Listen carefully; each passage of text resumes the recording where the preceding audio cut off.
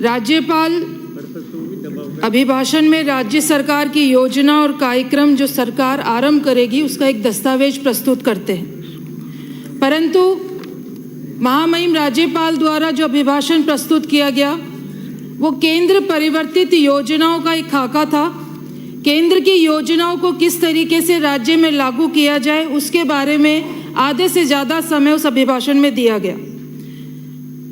योजनाओं को राज्य में कैसे लागू किया जाए, केंद्र की योजनाओं को, इस पे जी की गरिमा के खिलाफ है। चैम्बर में बैठते हैं तब चर्चा करें, एक एक करके इनकी गरिमा के खिलाफ भी है और सदन की गरिमा के खिलाफ। बैठिए, व्यवस्था दिलाएंगे, यहाँ बैठ के बात नहीं करें। आप बैठिए, यहाँ चर्चा नहीं करें। पहले भी होता है, कभी कभार यहाँ चर्चा नहीं करें। आप बैठिए, ये चैम्बर में विराजे तब बैठे। माननीय सदस्य मुख्यमंत्री जी की गरिमा आपका सदस्य बोल रहा है, बैठिए, ये मुझे ध्यान है। लेकिन क्या है ये? अरे आपका विषय नहीं है, मेरा विषय है। आप बताइए। मेरा विषय, आप बैठिए। ये चलेगा? आप बैठिए, अच्छी बात है। आप बैठिए। चैम्बर मिला हुआ है, अरे मेरा वहाँ चर्चा करें। अरे मुझे बैठिए। कोई मंत्री मिल रहा है मुख्यमंत्री जी से, अरे आपके कोई मंत्री, आपका विषय नहीं, आपको मंत्री मिल रहा है। रसराज जी, आपके मुख्यमंत्री आपको लिफ्ट नहीं देते, उसका हम यहाँ क्यों दर्द निकाल रहे हो? हमारे मुख्यमंत्री हमको लिफ्ट दे रहे हैं। बैठिए। आपके मुख्यमंत्री आपको नहीं काटते थे। सब्जी मंडी बना लो। अरे शब्द जो है ना एक्सपेंड किया जाए, ये असंसदीय शब्द है। बैठिए बैठिए बैठिए। मसा लगा रखा है, सीट में बैठाओ इन्हें। ये आप देखो, ज्यादा आप बैठिए, हो गया बहुत। आप बैठिए, मेरा काम, माननीय मंत्री जी मेरा काम है ये। चलिए, हाँ कंटिन्यू करिए।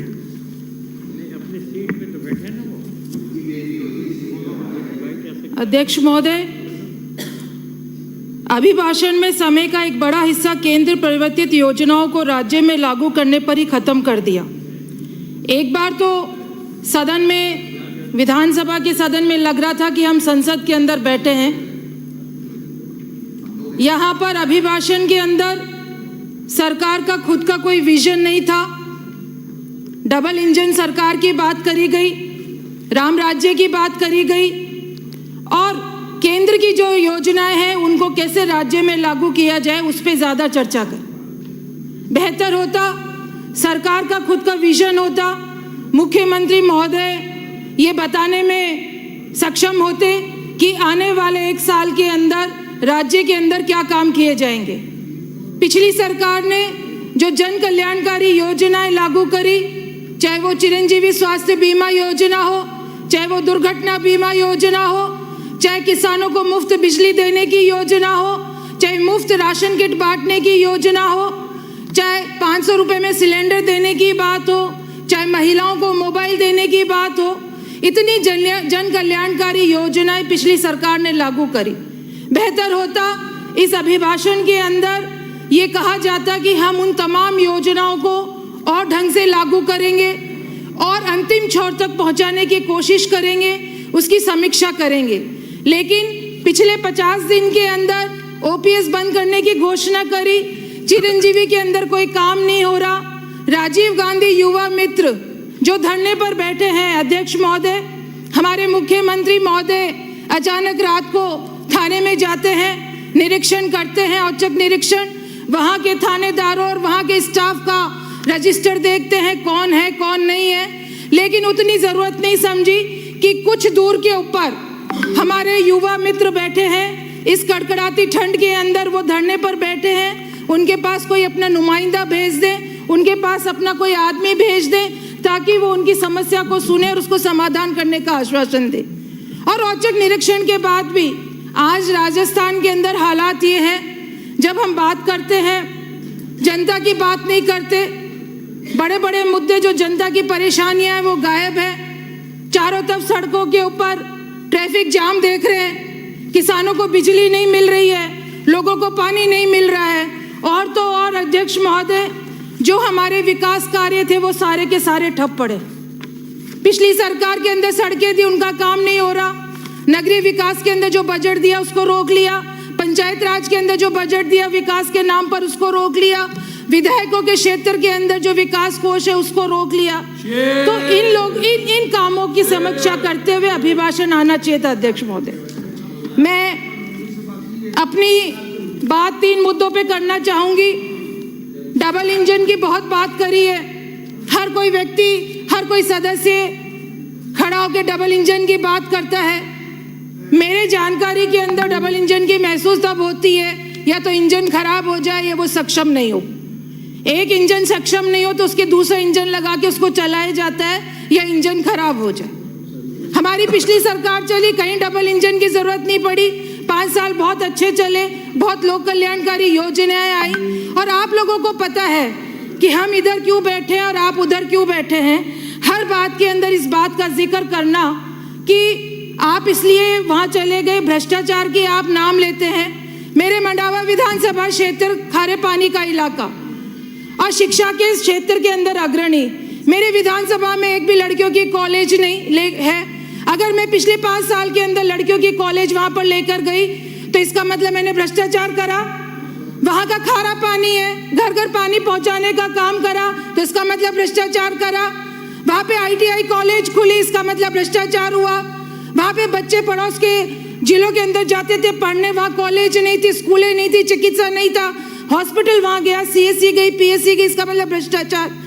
कोई भी जन कल्याणकारी काम होता है उसकी सराहना करनी चाहिए। अध्यक्ष महोदय, अभिभाषण को पढ़ा, बहुत भारी भरकम शब्द उसके अंदर आए, डबल इंजन, राम राज्य, अटल बिहारी जी की आपने जिक्र करा, जीते जी उनको पूछा नहीं, मरने के बाद उनको आप याद कर रहे हैं। मैं पैरा नंबर 20 पे अपनी बात रखना चाहूंगी। बहुत सारी गारंटी उसके अंदर लिखी, हर गरीब को निःशुल्क अन्न की गारंटी। मैं इस सदन में बता दूं, मनमोहन सिंह जी की सरकार राइट टू फूड लेकर आई थी, इसलिए आप ये योजना अभी तक लागू है। हर हाथ को काम की गारंटी आपने बोला। नरेगा की योजना जिसने हर हाथ को काम देने की गारंटी दी वो कांग्रेस की लाई हुई है। आप लोगों ने क्या किया, अग्निवीर जैसी योजना लेकर आए, युवाओं को सपनों को तोड़ने का काम आपने करा। राजीव गांधी युवा मित्र है, 5000 युवा मित्र बैठे हैं, उनका रोजगार छीनने का काम आपने करा। हर सिर छत की गारंटी। आप मुझे बताओ, इंदिरा आवास आज चल रहे हैं क्या? प्रधानमंत्री आवास कांग्रेस के राज के हैं ये। आपने उसके अंदर बात करी, हर घर में बिजली की मांग कांग्रेस की देन है। हर महिला को सुरक्षा की गारंटी की बात आपने करी। आप पहलवान बेटियों को भूल गए जो दिल्ली की सड़कों के ऊपर न्याय मांगती रही, और ब्रिजभूषण को आपने उनको पनाह दी, उनके खिलाफ कोई कार्रवाई नहीं हुई। और आप बात करते हैं महिला सुरक्षा की गारंटी की बात करते हैं, आज सारे अखबार भरे हुए हैं, गैंग रेप से भरे हुए हैं, महिलाएं सुरक्षित नहीं है। आपने 100 दिन के कार्य योजना को आप यहाँ पर रखते अभिभाषण में तो हमें समझ में आता कि आपने महिलाओं के लिए, उनको सुरक्षा के लिए क्या गारंटी दी। आपने अपराधी को सजा देने की बात करी। 700 किसान मारे गए दिल्ली की सड़कों के ऊपर, आपके एक केंद्र के मंत्री के बेटे ने उनको कुचलने का काम करा, आपने आज तक उसके खिलाफ कार्रवाई नहीं करी। आप अगर डबल इंजन की सरकार जैसा काम केंद्र में कर रही है वैसा राजस्थान में करना चाहते हो तो ये होने नहीं देंगे। आपने योजनाओं की बात करी, गारंटी की बात करी। आपने गारंटी शब्द है वो हमारे माननीय पूर्व मुख्यमंत्री महोदय से उधार ले लिया। आपके प्रधानमंत्री जी आते हैं, यहाँ एक गारंटी दे जाते हैं। 450 सिलेंडर की बात करी, 500 सिलेंडर, 500 में तो हम ही दे रहे थे। हम लोगों ने ये गारंटी दी थी कि आने वाले टाइम के अंदर हर वर्ग को 500 रुपए में सिलेंडर मिलेगा। अध्यक्ष महोदय, मैं 2 बातें कह के अपनी बात समाप्त करूंगी। राम राज्य की आप बात करते हैं, मैं आपसे पूछना चाहती हूँ, राम राज्य में रोजगार नहीं होगा, गुणवत्तापूर्ण शिक्षा की बात नहीं होगी, स्वास्थ्य, पेयजल, खाद्यान्न, गरिमापूर्ण जीवन जीने के सरोकारों पर काम नहीं होगा, केवल सिर्फ मंदिर बनाने का काम करेंगे आप लोग। उप स्वास्थ्य केंद्र, प्राथमिक उप स्वास्थ्य केंद्र, उनको भी आपने आयुष्मान मंदिर का नाम दे दिया। सबको मंदिर सफाई पर आप लोगों ने लगा दिया। हिंदू राष्ट्र और हिंदुत्व की बात आप लोग करते हैं, हमें भी गर्व है हिंदू होने पर, लेकिन इतिहास गवाह है अध्यक्ष महोदय, जो भी कट्टरता की बात करता है, जो देश कट्टरवाद के अंदर आता है वो कभी पनप नहीं सकता, कभी विकास की तरफ नहीं बढ़ सकता है। मैं 5 मिनट का समय चाहूंगी अध्यक्ष महोदय। आपको 10 मिनट पहले दिए चुके हैं आपके पार्टी ने। ऐसे समय पर मुझे एक बात याद आती है, आज़ादी के समय और आज़ादी के बाद विकास के अंदर, इस देश के अंदर योगदान हर जाति ने दिया, हर लिंग ने दिया, हर प्रांत ने दिया और हर धर्म ने दिया। लेकिन हम एक धर्म की बात कर हम हमारे संविधान को नजरअंदाज कर रहे हैं। गुलजार ने अपने शब्दों में कहा, गुलाम थे तो हम सब हिंदुस्तानी थे, आज़ादी ने हम सबको हिंदू मुसलमान बना दी। और जब शासन में उच्च स्तर पर बैठे व्यक्ति विचार विहीन हो जाता है तो वो अलग अलग बात करता है, लोगों को गुमराह करने की बात करता है। कभी वो 15 लाख रुपए देने की बात करता है, कभी 2 करोड़ रोजगार देने की बात करता है, कभी मंदिर बनाने की बात करता है। लेकिन मंदिर और मस्जिद और गुरुद्वारा वह स्थान है जहां मनुष्य मानव जाति की भलाई के बारे में बात करता है। अध्यक्ष महोदय, मैं 4 लाइन से अपनी बात खत्म करूंगी। अभिभाषण पे हमारी वरिष्ठ सदस्य अनीता जी बघेल ने बात करी और मैं हमेशा बहुत ध्यान से उनको सुनती हूँ क्योंकि वो डिबेट बहुत अच्छा बोलती है, बहुत जानकारी के साथ। लेकिन इस बार भी उन्होंने राम मंदिर से बाहर वो नहीं निकले। आपका भव्य मंदिर तो तैयार है राम, आपका भव्य मंदिर तो तैयार है राम, मगर मर्यादा आपकी तार तार है राम। जानकी इस आयोजन में कहीं नहीं है, जानकी इस आयोजन में कहीं नहीं है, इनका घर निकलना बरकरार है राम। हर तरफ बन रही है सोने की लंका, लंकापति विकास का ठेकेदार है राम।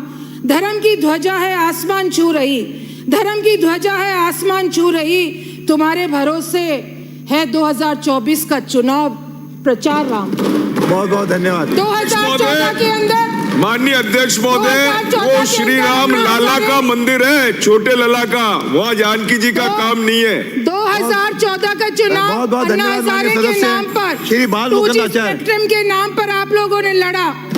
2019 का चुनाव शहीदों के नाम पर आपने माननीय लड़ा सदस्य- और 2024 का चुनाव आप राम मंदिर के नाम पर लड़ना चाहते हो। आपका कोई विजन नहीं है। बैठिए, धन्यवाद। अध्यक्ष महोदय, मैं प्रस्ताव एक करता हूँ, जय सिया राम। एक सेकंड, अरे 1 सेकंड, 2 मिनट। मैं प्रस्ताव करता हूँ सचेतन सदन का महोदय, समय माननीय 2 सदस्य- घंटे बढ़ाया जाए। माननीय सदस्य 2 सेकंड, 2 मिनट बैठिए, 2 मिनट बैठिए। कुछ सचेतक।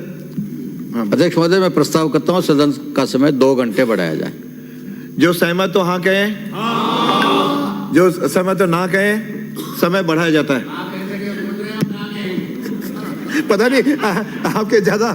चलिए, माननीय सदस्य बाल मुकुंदाचार्य।